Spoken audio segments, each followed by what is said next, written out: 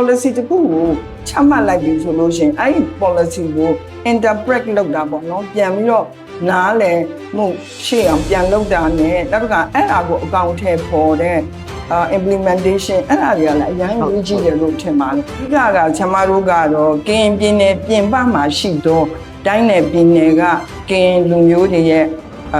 right ပေါ့နော်။ကရင်နဲ့အပေါင်းပြည်သူတွေပါရမယ်ပေါ့နော်ဆိုတော့ပြည်သူအများစုကလက်ကမ်းထားပါတယ်။ပြီးတော့တိုင်းသားတွေအတွက်တော့အခွင့်အရေးတစ်ခုတော့ရနိုင်ကောင်းပါရဲ့ဆိုတော့စိတ်ပါအဲကြောင့်မလို့စိတ်ထဲမှာဘယ်လိုဖြစ်လဲဆိုအရင် FTPD နဲ့တော့မှကောင်းသေးတယ်လို့အခုကPR ရက်ပါပြီး PR ရကိုတို့အတွက်အကျိုးတော့မပြုဘူးလို့ဖြစ်တယ်မျိုးအများစုနေထိုင်တဲ့ AR တိုင်းမှာပဲစပြီးတော့ဒီ KPP ဆက်လက်ပြီးသွားမယ်ဆိုပြီးဆုံးဖြတ်ချက်နဲ့ဆရာမတို့စတင်ဖွဲ့စည်းခဲ့တယ်ပေါ့နော်အိမ်ထဲက very tight ရန်ကတ်တယ်အဲ့လိုကတ်နေတဲ့အတွက်လိုက်လို့ရတာပြီးတော့ကျမတို့ကတမျိုးသွားရတာလေကိုမျိုးထဲမှာဖြစ်တာမဟုတ်ဘူးလေဖျားရုံသွားရတယ်အဲ့လိုတွေကြတော့တော်တော်ဒုက္ခရောက်ပါပြီးတော့လေစဉ်းစားဖို့ကလူကြီးတွေရောနောက်လူလက်တွေရောပေါ့နော်ပြန်စဉ်းစားကိုယ့်ရဲ့ generation ပေါ့အားပေးမှာလဲအားပေးမလဲဒီတိုင်းပြည်ကိုကွယ်ပြောက်သွားစေချင်တာလားဟုတ်လားဟိုသူများလက်အောက်ခံဘသူတရားရောက်ကဟိုတစ်ဖွဲ့တစ်ခုခုရဲ့လက်အောက်ခံဖြစ်စေချင်တာလားကိုဒီလွတ်လပ်တဲ့နိုင်ငံတစ်ခုဖြစ်တည်ရှိနေဖို့တော့ကျွန်တော်တို့ဘာလို့လဲဆိုတော့စဉ်းစားကြဖို့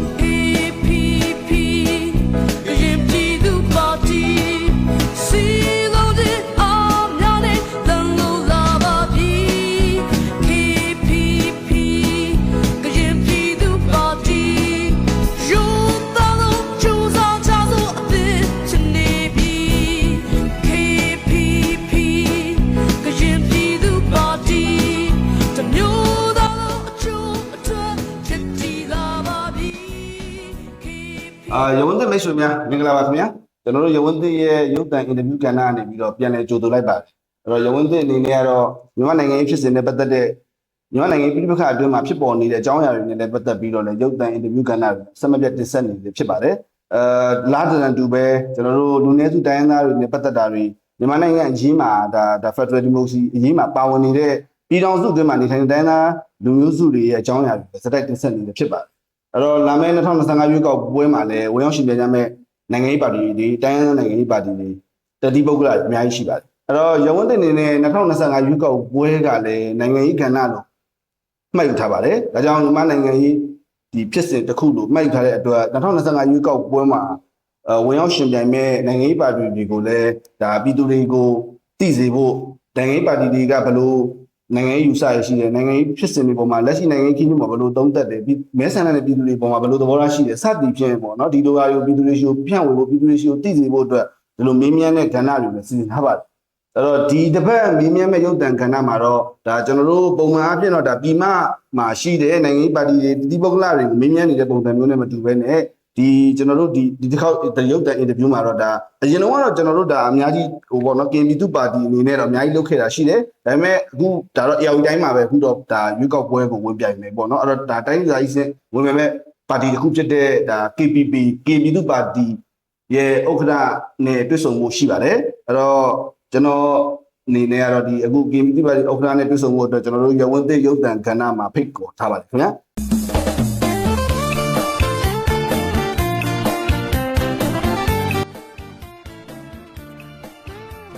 အန်ဒီမင်္ဂလာပါခင်ဗျဟုတ်မင်္ဂလာပါဟုတ်ကဲ့အဲ့တော့ကျွန်တော်တို့ဒီမှာပေါ့နော်လောလောဆယ်ကျွန်တော်ပထမဆုံးမေးခွန်းမေးချင်တာပထမဆုံးမေးခွန်းကတော့ဒီအခုကင်ပြည်သူပါတီအနေနဲ့ဒါအခုရွေးကောက်ပွဲဆိုတဲ့လမ်းကြောင်းကိုဒါဘယ်လိုပဲဖြစ်ဖြစ်ရွေးကောက်ပွဲကော်မရှင်ကနေပြီးတော့ပဲဖြစ်ဖြစ်ဒါဥပဒေထွက်လာတော့နိုင်ငံရေးပါတီမှတ်ပုံတင်ဥပဒေအသစ်တွေဖြစ်လာကြတာပေါ့နော်ဖြစ်လာတဲ့အခါကျတော့အဲ့မှာရွေးကောက်ပွဲမှာလည်းပါတီမှတ်ပုံတင်တာမတင်တာတွေဒီလိုပဲမျိုးစုံသောပြိပခါတွေဆိုတော့မျိုးစုံသောရွေးချယ်မှုမျိုးများစွာရှိလာတယ်ပေါ့နော်အဲ့တော့ဘယ်လိုပဲဖြစ်မှတ်ပုံတင်တဲ့အနေထားပုံပုံတင်လိုက်ရတယ်ပုံတင်လာတဲ့အခါမှာလည်းဒါအခုဒါမှတ်ပုံရင်တော့မှတ်ပုံတင်ထားတယ်ဆိုရင်ဒါရွေးကောက်ပွဲမှာသတ်မှတ်ချက်ရှိတာပေါ့နော်အခုတော့မှတ်ပုံတင်ရွေးကောက်ပွဲမှာဝင်မနေရလို့ဖြစ်လာတယ်နောက်သတ်မှတ်ချက်တွေကလည်းအများကြီးဖြစ်လာတယ်ပေါ့နော်ဥပဒေတွေမှာလည်းအများကြီးဖြစ်ပါတယ်ဒါလည်းဟိုကျွန်တော်တို့လည်းမြေပြဒီရွေးကောက်ပွဲစနစ်တွေနဲ့ပတ်သက်ပြီးစောင့်ကြည့်နေတဲ့အခါကျတော့ဒါဒီကလည်းကျွန်တော်တို့ဟိုဘယ်လိုပြောမလဲဒါပြည်သူတွေကြားထဲမှာရောဆိုတာထက်ပေါ့နော်ကျွန်တော်တို့နိုင်ငံရေးပါတီတွေတစ်ခုနဲ့တစ်ခုကြားထဲမှာကိုဒါအတန်နေထွက်နေတဲ့အခါကျတော့ဟိုပြန်လည်သုံးသပ်စရာတွေလည်းအများကြီးရှိပါတယ်အဲ့တော့ဒီမှာတော့ကျွန်တော်တို့အဓိကတော့ဒီမှာပြည်တော်စုတွင်းမှာရှိတဲ့ဒီတိုင်းရင်းသားပါတီတွေထဲမှာဒါကရင်လူမျိုးဆိုတာကဒါကျွန်တော်တို့ ပြည်ပေါင်းစုအတွင်းမှာတားထင်ရှားတဲ့လူမျိုးတွေဖြစ်ပါတယ်တားထင်ရှားရတယ်နောက်ကျွန်တော်တို့ဒီငင်းငင်းဖြစ်စင်မှာလည်းအများကြီးဆောင်ရွက်ခဲ့ကြတဲ့ပုံကိုအများကြီးရှိပါတယ်အဲ့တော့ကျွန်တော်တို့အဓိကတော့ဒီမှာ KB သူပါတီအနေနဲ့အခုဒီလက်ရှိ2025ရွေးကောက်ပွဲမှာပေါ့နော်ဒါဒီအရောင်တိုင်းမှာရှင်ပြိုင်ချဖို့ပေါ့နော်လှုပ်ထားတဲ့ပေါ့နော်ဒီလွတ်တော်ကိုယ်စားလှယ်တွေနောက်ပေါ့နော်ဒီအစီအစဉ်လေးတွေပေါ့နော်ဒါဘယ်လောက်ထိဝင်ပြိုင်မယ်ဆိုတာလေးပေါ့အချင်းယုံလေးပြောပြပေးပါဦးကျမတို့ပြည်ပြည်သူ့ပါတီကတော့အားလုံးသိခဲ့တဲ့အတိုင်းပေါ့အရင်တော့ပြည်နယ်နှစ်ခုနဲ့တိုင်း၄ခုမှာနော်ဝင်ပြိုင်နိုင်ခဲ့တယ်လူတွေလည်းအားလုံးတက်ကြွနဲ့ပေါ့နော်အဲ့တော့deposit တင်ရတာမျိုးလည်းမရှိဘူးပေါ့နော်အခုကျတော့ deposit တင်ရတယ်ပြည်နယ်နဲ့တိုင်း6ခုဝင်မယ်ဆိုလို့ရှိရင်3,000လူရ3သိန်းပေါ့နော်ဒါစစချင်းဥပဒေရပေါ့နော်အဲ့လိုဖြစ်တဲ့ခါကျတော့အဲ့လိုဖြစ်တာလည်းပါတယ်နောက်ပြီးတော့တိုင်းပြည်ရဲ့အခြေအနေပေါ့နော်မတင်ငိမ့်တဲ့အခြေအနေမှာတချို့ပြည်နယ်တွေတချို့တိုင်းတွေကလုံးဝလှုပ်ရှားလို့မရနိုင်တဲ့အခြေအနေရှိတဲ့အတွက် ARV တိုင်းကပဲကရင်လူမျိုးအများစုနေထိုင်တဲ့ ARV တိုင်းကမှာပဲစပြီးတော့ဒီ KPP ဆက်လက်ပြီးသွားမယ်ဆိုပြီးဆုံးဖြတ်ချက်နဲ့ဆရာမတို့စတင်ဖွဲ့စည်းခဲ့တယ်ပေါ့နော်ရွေးကောက်ပွဲဥပဒေအတိုင်းပေါ့ဆရာမတို့မှတ်ပုံတင်ခဲ့တယ်မှတ်ပုံတင်ခဲ့တဲ့အဲ့ဒီအချိန်မှာအရင်ကတီထောင်ခဲ့တဲ့လူကြီးတွေကလည်းကျမ်းမာရေးမကောင်းတဲ့လူတချို့ကလည်းအထက်ဘက်ကိုရောက်သွားတယ်ရှိတဲ့ခါကျတော့အမျိုးသမီးတယောက်နေနဲ့ဆရာမဦးသူတို့ကတော့အောင်နေပေါ့နော်ဘာဝင်ပေးဖို့ပြောတဲ့အခါမှာဆရာမလည်းလက်ခံပြီးတော့ဒါလုပ်ခဲ့ပါတယ်အဓိကကဆရာမတို့ကတော့ကရင်ပြည်နယ်ပြင်ပမှာရှိတော့တိုင်းနယ်ပြည်နယ်ကကရင်လူမျိုးတွေရဲ့right ပေါ့နော်ရပိုင်ခွင့်တွေနောက်သူတို့ရဲ့စာပေယဉ်ကျေးမှုတွေမပြောက်ပြဲအောင်เนาะအဲ့ဒါတွေအတွက်အဓိကထားပြီးတော့ဆရာမတို့ကဖွဲ့စည်းဒီပါတီကိုဖွဲ့စည်းတည်ထောင်ခဲ့တာဖြစ်ပါတယ်ထို့အတူပဲဆရာမတို့ပါတီကအတေကရင်ပြည်သူပါတီဆိုတဲ့အတိုင်းကရင်နဲ့အပေါင်းပြည်သူတွေပါရမယ်ပေါ့နော်ဆိုတော့ပြည်သူအများစုကိုပါ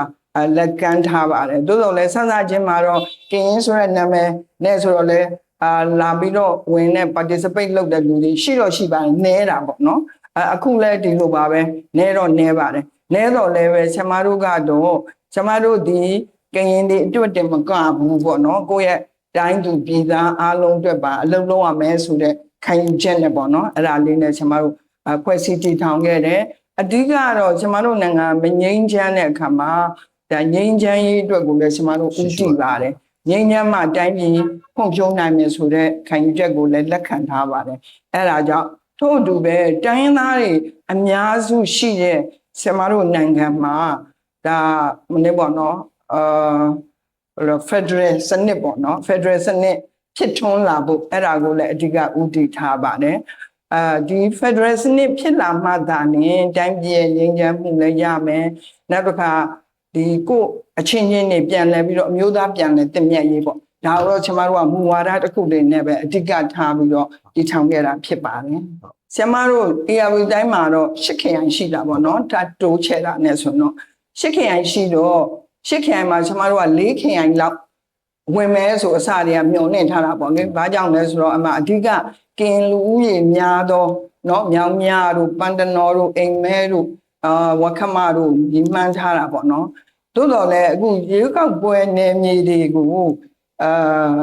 ခွဲခြားသတ်မှတ်လိုက်တဲ့အခါမှာကျွန်မတို့ပါတီလေးနဲ့တော်တော်လေးခက်ခဲရှိသွားတယ်အဲ့တော့ဟုတ်ပြီကဲလေးခရိုင်လောက်တော့ဝင်မဲလို့စဉ်းစားပေမဲ့တခါဒီဘယ်လိုပြောမလဲ UEC ရဲ့ဥပဒေမှာရှိတဲ့အပြည့်ဝင်ရမယ်ဆိုရယ် PR ကိုအပြည့်ဝင်ရမယ်ဆိုတဲ့ဥပဒေလေးရှိလာတဲ့အခါကျတော့ကျွန်မတို့ကတော်တော်လေးဒုက္ခရောက်သွားပါတယ်အဲ့ဒါနဲ့အခုတော့3ခရိုင်ပဲဝင်နိုင်တာပေါ့ extension တော့ပေးပါတယ်ဒီဥပဒေတွေထပ်ပြင်တယ် extension ပေးတယ်သို့တော်လည်းအဲ့အချိန်မှာကျွန်မတို့ကဒီမှတ်ပုံတင်မှု candidate တွေကိုမှတ်ပုံတင်မှုခရိုင်ကိုရောက်နေပါပြီပြီးတော့လည်း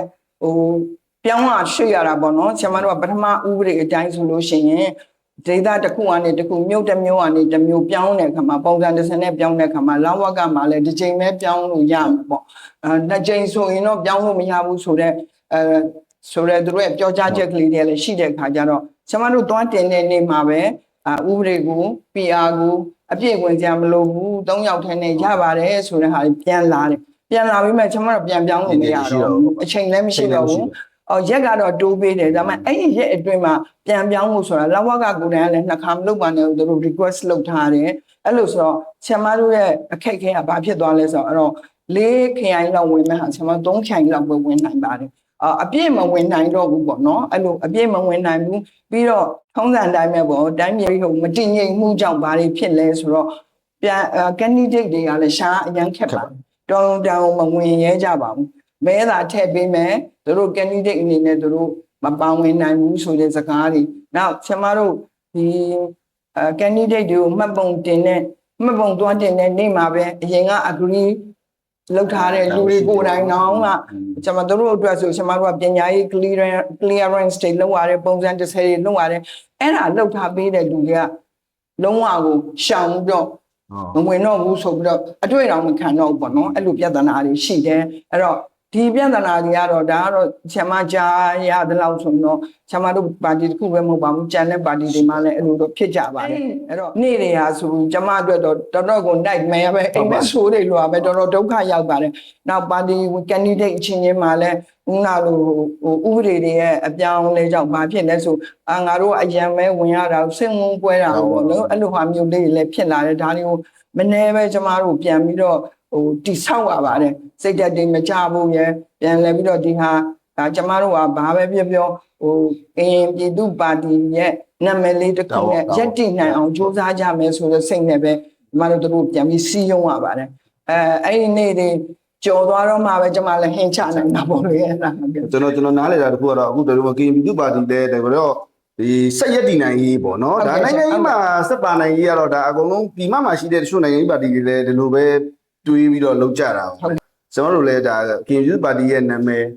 ်ဒါဟိုပေါ့နော်ဒီညီမန်းချက်တွေကိုဒါကိုလူထုပေါ့နော်နောက်အခုဒီမှာကျွန်တော်တို့ကဒါ AO တိုင်းကိုဒါဗဟိုပြုတယ်ပြောမယ် AO တိုင်းမှာရှိတဲ့ဒါကရင်ရဲ့ပြင်ပကင်ပြည်နယ်ရဲ့ပြင်ပမှာရှိတဲ့ကရင်လူမျိုးတွေပေါ့နော်လူမျိုးစုပေါ့နော်ဒါဟိုဒါတိုင်းဒေသကြီးမှာတော့မှရာခိုင်နှုန်းတစ်ခုနဲ့ရှိတဲ့လူမျိုးစုပေါ့နော်အဲ့တော့အဲ့လူမျိုးစုတွေရဲ့ဒီဘယ်လိုပြောမလဲသူတို့ရဲ့အခွင့်အရေးတွေသူတို့ရဲ့ဒီဟိုပေါ့နော်ရပိုင်ခွင့်တွေဒါတွေနဲ့ပတ်သက်ပြီးတော့လည်းဒါတောင်းဆိုဖို့အတွက်ကလည်းဒီခါကြတော့ဟိုပါတီမှတ်ပုံတင်ခြင်းမတင်ခြင်းပုံမှာလူဟိုပေါ့နော်တစ်ဖက်အဖွဲ့အစည်းတွေတော်တော်များကဝိဝါဒတွေကွဲကြိုင်မယ်ကိုကြီးကဒီပါတီရှိနေမှဟလာဟိုဆက်ရက်တီလို့ရတာလို့ဒီနော်မဟုတ်ရင်တချို့တောင်းဆိုမှုတွေကအဟောတိကံဖြစ်သွားတာပြောလားဟိုပြောရင်းလို့မရတော့အဲ့ဒါမဟုတ်တော့ပြောရင်းဆိုခွင့်လည်းရတယ်တိုင်းသားဘက်ကရှူတောင်းကကြတော့ဆိုတော့ရှင်းပါတယ်နော်တိုင်းသားဘက်ကရှူတောင်းကတော့ဒီဟာကိုရှင်းရှင်းလင်းလင်းဖြစ်ကြတာပေါ့နော်ဒီပုံမှာလည်းအဲ့တော့ဒီမှာရက်တီနိုင်ရေးပါတဲ့အချိန်မှာတစ်ဖက်ကလည်းဒီလိုမျိုးဟိုဖြစ်တာရှိတယ်ပေါ့နော်အဲ့တော့ဒီမှာထပ်ပြီးတော့နည်းနည်းလေးမေးခွန်းထပ်မေးချင်တာပါအဲ့တော့ကျွန်တော်တို့ဒီအခုတော်တော်များကပြောကြတယ်ဟိုပေါ့နော်ဒါစစ်တပ်လုပ်တဲ့ရွေးကောက်ပွဲဒါမှမဟုတ်လဲဟိုဒါဟိုလက်ရှိဒါဟိုအာဏာယူထားတဲ့လူတွေကလုပ်တဲ့ပွဲပေါ့နော်ဆက်ကြည့်ပြဒါဒီပုံမှာလဲဒါတစ်ဖက်မှာလဲဒါအာဆီယံတို့နိုင်ငံတကာမှာလဲမတူတဲ့ရှုထောင့်မျိုးစုံတွေအဲ့လိုပဲတစ်ဖက်မှာရှိတဲ့လူတွေကလည်းရှုထောင့်မျိုးစုံတွေအဲ့တော့ကျွန်တော်တို့အရင်တော့ကတော့ကွဲပြားကြတယ်ပေါ့သူဘဒုနဲ့ကိုတွေနဲ့ကွဲနေမှန်းကိုမသိဘူးဘဒုနဲ့ကိုနဲ့လည်းကွဲပြားနေမှန်းမသိတဲ့ခစ်ကိုရောက်သွားတာပေါ့နော်အဲ့တော့ဘလို့ပဲကွဲပြားနေမလို့စီပေါ့နော်ဒါပေမဲ့ပြောကြတဲ့စကားထက်တူတာကတော့လို့ပဲပြောဟန်ပြလို့ပဲပြောခက်တာကသူတို့ပြောနေပေမဲ့ကျွန်တော်တို့နားလည်ထားတာကဟိုနိုင်ငံရေးပါတီတော်တော်များများနဲ့ကျွန်တော်အင်တာဗျူးတွေလုပ်ပါတယ်။နောက်ပြည်ပုဂ္ဂလိကလုပ်ပါတယ်ဒါဆင်မတို့နဲ့လည်းအများတန်းထိတွေ့နေတာဆိုတော့အဲ့တော့ဒီအခုလုပ်တဲ့ရွေးကောက်ပွဲရဲ့ဘောင်ကပိုတော်ချင်းကျက်ပြီးတော့အခုကိုတင်းကျပ်ထားတာမျိုးအဲ့တော့နောက်ဟိုဒီမှာဆင်မတို့တို့ဒီမှာအခုတို့ဟိုအိမ်ဘယ်လိုပြောမလဲဒီလူဦးရေပြည့်ရမယ်ဆိုရင်ဘာမဖြစ်ရဘူးဆိုတော့ကန့်သက်တယ်ဥပမာဆိုတော့ဒီမှတ်ပုံတင်တာနဲ့ပတ်သက်တာပဲဖြစ်ဖြစ်နောက်အခုဆိုကိုယ်စားလှယ်လောင်းတွေပါလာအဲ့တော့ပါတီတစ်ခုဖြစ်လာဖို့အတွက်ကပါတီမှတ်ပုံတင်တယ်ပါတီမှတ်ပုံရွေးကောက်ပွဲဝင်တဲ့အချိန်မှာတော့မှဟိုသူတို့တက်မှတ်တဲ့လူဦးရေမပြည့်ရင်ရုံးခန်းမပြည့်ရင်ဆိုတဲ့ကန့်သက်ချက်ကရှိရှိတယ်အဲ့မှာအခုရုံးခန်းမလည်းပြည့်မယ်လူဦးရေလည်းပြည့်မယ်โอเคရွေးကောက်ပွဲဝင်တော့မယ်ဝင်မယ်ဆိုရင်အဲ့ရွေးကောက်ပွဲဝင်မယ်ကိုယ်စားလှယ်ရဲ့ကန့်သက်ချက်တွေရှိအဲ့ကန့်သက်ချက်တွေလည်းအရင်တော့ထက်တောင်မှပို့ပြီးတော့အရင်တော့ဟို ACD ဖြစ်တယ်အခုဆိုရင်ဒါမှအခွန်တို့ဒါတယောက်ချင်းအခွန်တွေအဲ့တော့အကုန်လုံးတင်သွားပြီးမှဆိုရင်ဟိုတချို့ပါတယ်ဟိုဘာလို့ကိုကက်တွေထွက်လာပြီးမှအလားဟိုပါတယ်မီစင်းပေါ့ပြည့်ရွှင်းနေတဲ့ပါလာပြီပေါ့နော်ဟိုတစ်ဖက်မှာတော့ကြည့်လိုက်ရင်တော့နည်းနည်းလေးတော့ဟိုစနစ်ကျမှုတော့နေပေမဲ့ခက်ခဲတယ်လို့ကျွန်တော်မြင်ရတယ်ပေါ့နော်အဲ့တော့ဒီဘက်ကပြောနေသလိုမျိုးဒီရွေးကောက်ပွဲကြီးကိုဝင်ရတာကတော့တော်တော်ခက်ခဲကြတယ်ပေါ့နော်ခက်ခဲကြတယ်အဲ့တော့ဟိုခက်ခဲကြတာကိုလည်းကျွန်တော်မြင်တယ်ပေါ့နောက်တစ်ခါတော့ပြည်မပါတီတွေဆိုတာထက်ပေါ့နော်ဒီတိုင်းရင်းသားပါတီတွေဟိုမှာတိုင်းရင်းသားပါတီရဲ့ခက်ခဲရကြတော့ဘလို့ခက်ခဲမျိုးတွေနော်စင်မအဲ့ဒါလေးပြောပြပါတိုင်းရင်းသားပါတီတွေအနေနဲ့ကတော့ကျမသိတဲ့လောက်ကျမတို့တိုင်းရင်းသားဟိုမိတ်ဆွေတွေရှိတာ တချို့တိုင်းရင်းသားပါတီတွေကတော့ပတ်စံရှိတယ် ဟော တချို့တိုင်းရင်းသားပတ်သက်တွေကပတ်စံမရှိကြဘူးမရှိကြတော့သူတို့တွေအတွက်ကတော်တော်လေးကိုအခက်အခဲရှိတာကိုတွေ့ရတယ်လူစီယုံတာပဲဖြစ်ဖြစ်အဘာဖြစ်ဖြစ်ပါတီတစ်ခုထောင်မယ်ဆိုရင်တော့ငွေကြေးကတော့အတိုင်းအတာတစ်ခုလိုအပ်တာပဲလေကျမတို့ကတော့ပြောမှုတာရှိပါတယ်ကျမတို့ရဲ့ဒီဟိုနေလူကြီးကပေါ့နော်ဒီဓာတ်တွေကိုတော့လုပ်ဖို့အတွက်စီးပွားရေးလုပ်ဖို့လိုအပ်တယ်ဆိုတော့စီးပွားရေးလုပ်ဖို့ဆိုတာလည်းကျမတို့ကရင်လူမျိုးကစီးပွားရေးလုပ်တဲ့နေရာမှာတော့တိတ်ထူးချွန်တာမရှိဘူးပေါ့နော်တောင်သူလယ်သမားတွေများတယ်အများဆိုတော့အဲ့တော့ကျမတို့ကအခုအေးရတိုင်းတောင်သူလယ်သမားများတဲ့အတိုင်းအဲ့တောင်သူလယ်သမားတွေနဲ့ပဲစုပြီးကျမတို့ကလှုပ်ရတဲ့အခါကျတော့ကျမတို့ဆိုတော့ငွေကြေးကတော်တော်လေးခက်ခဲရှိတာပေါ့နော်ဒါပေမဲ့လည်းစိတ်စေနာကောင်းတဲ့ကိုမိတ်ဆွေတွေနောက်ကိုယ့်ရဲ့ယူရချက်ကိုနားလည်တဲ့လူတွေကဝမ်းဝမ်းကိုကြီးကြားလို့ကျမတို့လည်းအခုဆိုတော့ဝင်နိုင်တဲ့အခြေအနေမျိုးရှိတာပေါ့နော်အဲ့တော့ကြံတဲ့တိုင်းရင်းသားတွေအထက်မြန်မာပြည်ဘက်မှာရှိတိုင်းရင်းသားတချို့တွေကတော့တော်တော်လေးပတ်စံရှိတဲ့ကောင်းကြတယ်ပတ်စံရှိကြတဲ့ပါတီတွေရှိတော့သူတို့ကတော့အခြေအနေကောင်းတာပေါ့နော် မျိုးစုကြီးကြီးတွေလည်းဖြစ်မှာ ဟုတ်ပါတယ်ဟုတ်ပါတယ်ဟိုဒါပေမဲ့လည်းသူတို့လည်းတချို့အခက်ခဲရှိတာဗာလဲဆိုရင်စီယုံရတာပေါ့နော်စီယုံရတာအခုတိုင်းပြည်ရဲ့ငြိမ်သက်မှုကမရှိတဲ့အခါကျတော့စီယုံတဲ့အခါမှာမဲပေးရမယ့်လူကလည်းကြောက်တယ်အဲ့တော့ဆက်စချင်းကပါတီဝင်မှုကြောက်တယ်ပါတီဝင်မှုလည်းကြောက်တယ်ပါတီတော့မဝင်ပြရစေနဲ့မဲပေးပေးပါမယ်နောက်တစ်ဆင့်ကအခုမဲပေးဖို့လည်းကြောက်တယ်မဲပေးဖို့လည်းကြောက်တယ်အခုတခါကြားသိနေရတာတော့ဟောပြောပွဲတွေလုပ်ဖို့ကိုယ်အိမ်ဝင်းထဲမှာတော့မပေးရဘူးဒါအခုကင်းလူမျိုးအများစုရှိတဲ့မြို့နယ်တွေမှာမင်းညပဲကြားလာတာသူတို့ရဲ့ဝင်းထဲမှာလှုပ်ဖို့ဟာခါတိုင်းဆိုကိုအိမ်သွားအိမ်လေးနည်းနည်းကျယ်တယ်ဆိုအမှလူ15ယောက်20လောက်နဲ့စကားလေးပြောတာပေါ့နော်အခုအဲ့လိုတော့ပြောလို့မရဘူးဘောလုံးကွင်းလိုဟာမျိုးပေါ့အဲ့မှာစင်နေထိုးရမယ်ဆိုတော့ဒါလည်းတခါငွေကြေးကုန်ကြဖို့တခုကထပ်ဖြစ်လာပြန်တယ်ပေါ့နော်အဲ့ဒါတွေကတော့ဟိုဆမတို့အခုတွေ့နေရတဲ့ဟို very tight ပေါ့နော်အရန်ကြက်လာတယ်ဒီဘက်ကလည်းအုပ်ချုပ်တဲ့ဘက်ကလည်းဘာကိုစိုးရိမ်နေလဲတော့မသိဘူးเนาะတို့ကလည်းဟိုစီကန်းရှိတယ်ဟိုစနစ်ကြတယ်ဆိုတာမျိုးဖြစ်စေခြင်းသလားတော့မသိဘူးပေါ့ဒါပေမဲ့ပါတီတွေလိုက်လောက်ရတဲ့လူတွေ